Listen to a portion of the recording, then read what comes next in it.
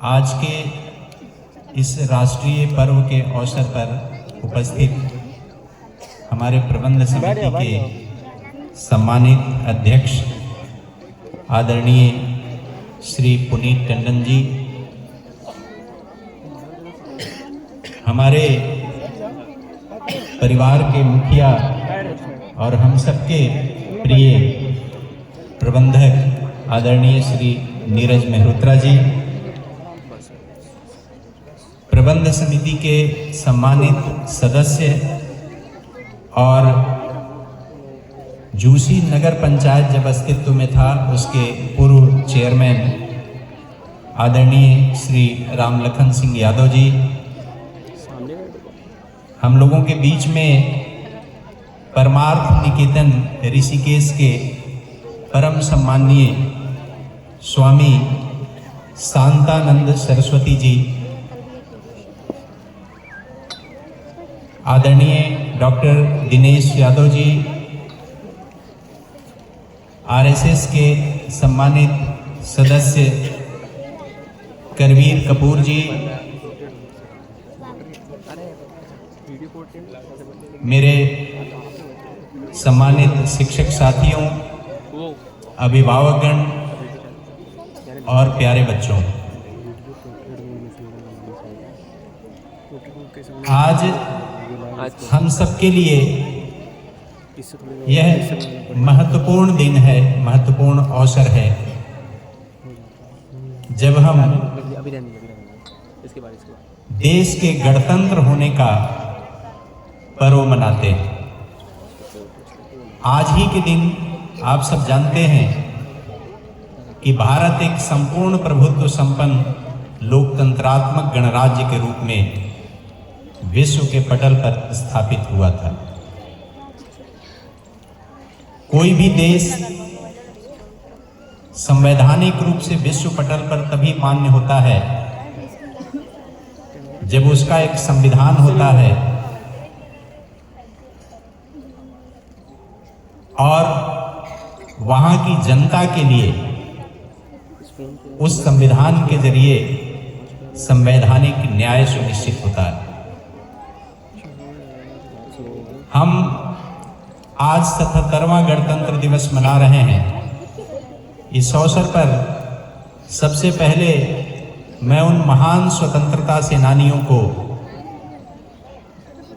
अपने इस विद्यालय परिवार की ओर से श्रद्धा सुमन अर्पित करना चाहूँगा, जिन्होंने अपने जीवन की आहुति देकर इस देश को आज़ाद किया और एक लोकतांत्रिक गणराज्य के रूप में इसकी स्थापना की। बच्चों, यह देश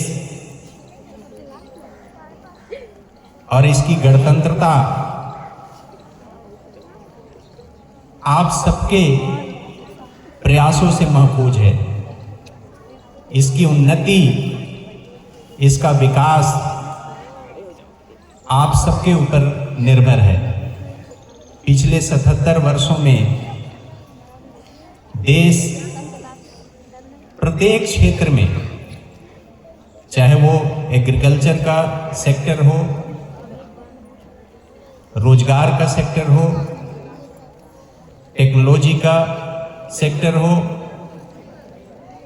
मेडिकल फैसिलिटी का सेक्टर हो, सभी क्षेत्रों में हमने अप्रत्याशित रूप से उन्नति किया है।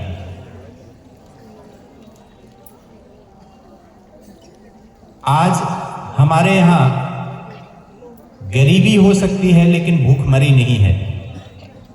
हमारा देश इतना सक्षम है, अन्न उत्पादन को लेकर न सिर्फ आत्मनिर्भर है, देश के 140 करोड़ लोगों को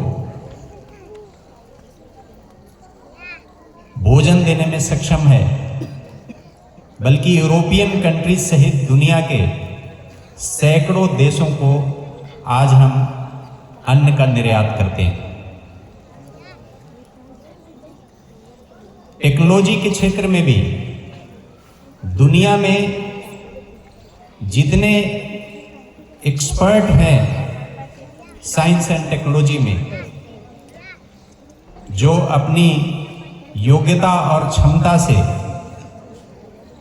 तकनीकी विकास में अपना योगदान दे रहे हैं, उसमें 25% हमारा योगदान है।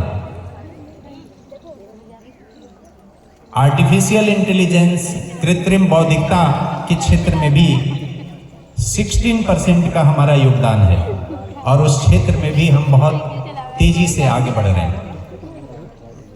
रक्षा उत्पादन के क्षेत्र में भी पिछले एक दशक में अप्रत्याशित रूप से वृद्धि हुई है,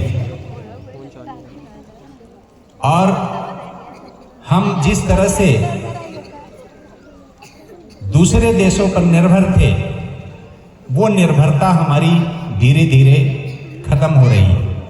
जब से प्राइवेट सेक्टर को रक्षा उत्पादन के लिए सरकार ने लाइसेंस देना शुरू किया है, तब से देश न सिर्फ अपनी जरूरतों को पूरा कर रहा है, बल्कि मिसाइल से लेकर के अन्य रक्षा सामग्रियों का निर्यात भी कर रहा है। स्पेस टेक्नोलॉजी में, जैसा कि आप जानते हैं, चंद्रयान 3 का हम लोगों ने दक्षिणी ध्रुव पर प्रक्षेपण किया। ये अपने आप में एक उल्लेखनीय उपलब्धि है इस देश के लिए। स्पेस टेक्नोलॉजी में भी हम दुनिया में बहुत आगे निकल चुके हैं। इस तरह से अगर हम देखें तो कोई भी ऐसा सेक्टर नहीं है जहां हमारी उपस्थिति नहीं है और जहां हम दुनिया को अपना लोहा मनवाने में कामयाब न हुए। हमने 2047 तक एक विकसित भारत का लक्ष्य रखा है, और उस लक्ष्य की दिशा में देश का बच्चा बच्चा अपना योगदान कर रहा है। मेरे बच्चों ने भी इस वर्ष 1 दर्जन के लगभग मॉडल बना करके साइंस टेक्नोलॉजी का और विकसित भारत का जो विल्थान है उसमें अपनी उपस्थिति दर्ज कराई है। आज भारत ऐसी स्थिति में खड़ा है कि दुनिया का सबसे शक्तिशाली देश अमेरिका भी अपनी शर्तें हमसे नहीं मनवा पा रहा। आप समझ सकते हैं कि पिछले 77 वर्षों में हमारा देश कितना मजबूत हुआ है, कितना शक्तिशाली हुआ है, कि दुनिया का कोई भी मुल्क हमारे ऊपर अपनी शर्तें नहीं थोप सकता है। हम कई प्रकार के आंतरिक चुनौतियों का भी सामना कर रहे हैं, और ये 2026 का वर्ष है जब आंतरिक सुरक्षा के मामले में एक उल्लेखनीय उपलब्धि हम हासिल करने जा रहे हैं कि मार्च तक भारत जो है वो नक्सलवाद से पूरी तरह से मुक्त हो जाएगा। हमने बाह्य सुरक्षा भी, जब ऑपरेशन सिंदूर के जरिए हमने पाकिस्तान को 24 घंटे के अंदर घुटने टेकने के लिए बाध्य कर दिया, और सारी दुनिया को हमने दिखा दिया कि किस तरह से हम दूसरे देशों के अंदर घुस करके मारने में भी सक्षम है। कोई दुनिया का मुल्क हमारे ऊपर आंख उठाकर नहीं देख सकता है। ये शक्ति हमने हासिल की। सवाल ये उठता है कि ये जो हमारी देश की उपलब्धियां हैं, उन उपलब्धियों को और आगे ले जाने, शिखर तक ले जाने की जिम्मेदारी किसकी है? वो जिम्मेदारी आप सबकी है। आप सबके कंधों पर इस देश का भविष्य टिका हुआ है, इस भारत का विकास का सपना टिका हुआ है, हम सबके कंधों पर है। शुरुआत यहीं से होती है, जब हम बच्चों को सशक्त बनाएंगे, काबिल बनाएंगे, उन्हें योग्य और सक्षम बनाएंगे, तभी हम विकसित भारत के संकल्प को पूरा कर सकते हैं। ऐसे में हम सब की बहुत बड़ी जिम्मेदारी है, शिक्षकों की बहुत बड़ी जिम्मेदारी है कि इन बच्चों को हमें उनके जो हक है उस हक को पाने के काबिल बनाना है। जो उनके जीवन का लक्ष्य है उस लक्ष्य तक पहुंचने के योग्य और काबिल बनाना है। अगर हम इन जिम्मेदारियों का निष्ठापूर्वक निर्वहन करेंगे तभी हमारा ये गणतंत्र सुरक्षित होगा और ये झंडा इसी तरह से लहराता रहेगा। हमारा विद्यालय, मुझे ये कहने में जरा सा भी संकोच नहीं है कि हमारे आदरणीय प्रबंधक महोदय के मार्गदर्शन में, नेतृत्व में निरंतर प्रगति की ओर अग्रसर है। और मैं गर्व के साथ कह रहा हूं कि जनपद में 300 के लगभग गवर्नमेंट एडेड और जीआईसी हैं और 700 के लगभग अनएडेड स्कूल हैं। उसमें हमारा स्कूल ऐसे उंगलियों पर 2, 4, 10 विद्यालय जो पूरे जनपद में गिने जाते हैं उन स्कूलों में शामिल हैं। चाहे वो कोई भी सेक्टर हो, शिक्षणेतर गतिविधियां हो, शैक्षणिक गतिविधियां हो, शिक्षा का स्तर में हम लगातार गुणात्मक परिवर्तन कर रहे हैं। जो हमारे यहाँ पढ़ाई का वातावरण है, माहौल है, वो मैं अभिभावकों को बताना चाहूंगा कि किसी भी कॉन्वेंट स्कूल से आज के समय में बेहतर है। ये मैं सिर्फ नहीं कह रहा हूं, बल्कि आप सब ये जानते हैं भली भांति। ये पहला ऐसा वर्ष है जब मैंने अभिभावकों के साथ 19 बैठकें हमने की है। और स्कूलों में औपचारिकता के लिए शिक्षक अभिभावक संघ की बैठक होती है। मैंने 19 बैठकों में लगभग 1000 अभिभावकों से